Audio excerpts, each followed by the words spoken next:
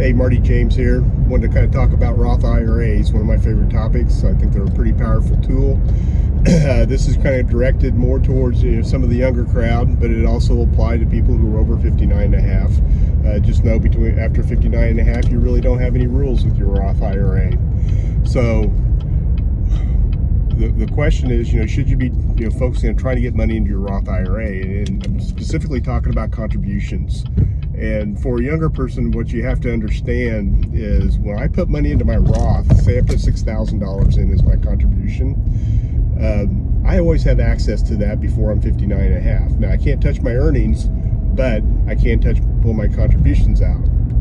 So the idea is here, if I'm trying to establish like an emergency fund, why wouldn't I use my Roth IRA as that emergency fund? So the idea here is that I'm not necessarily going to invest this money, but it's going to be sitting in some sort of cash equivalent, so it's not subject to any market fluctuations or anything. I'm going to build that account up through contributions. And once I get enough money in there, I'm going to then start investing. And then if we ever get to a point where interest rates actually go up and that money sitting in cash can earn something, then I could actually cross invest that interest earnings into the investment account and continue to grow that way. So the thing that you really need to remember is for a younger person is when you make a contribution to your Roth IRA, you always have access to that contribution. Now, I can't touch the growth, but I can touch my contributions, that's my source of my emergency fund.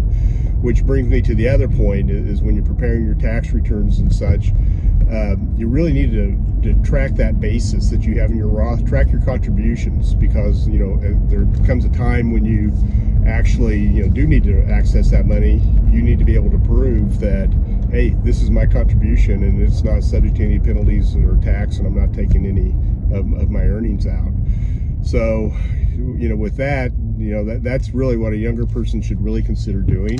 And so if I have money sitting in the bank, say I have $15,000, $20,000 in the bank, I already have my emergency fund established, then I would concentrate on actually moving that money over into my Roth. It's in a much more asset protected state from creditors in most states.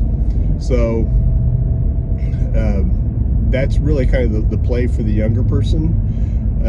The other thing that you need to consider, and this could be anybody, say I have substantial amount of money in brokerage accounts. Well, one of the things that I could do is every year liquidate part of that brokerage account and make my contributions to my Roth IRA.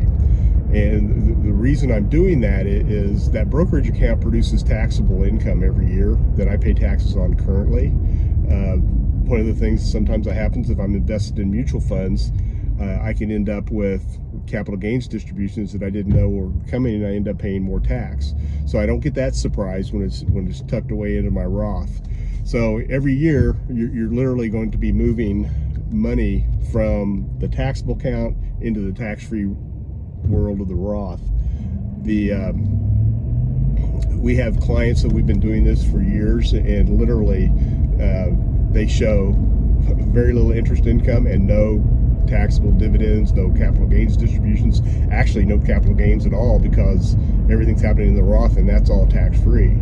So if you can make that Roth contribution, if you're eligible, you might want to consider doing it. If you're looking for ways to actually be able to do it, give us a call. We can try to structure a plan that'll work for you. And again, be sure to subscribe to this channel, because there's going to be a lot of ideas popping out.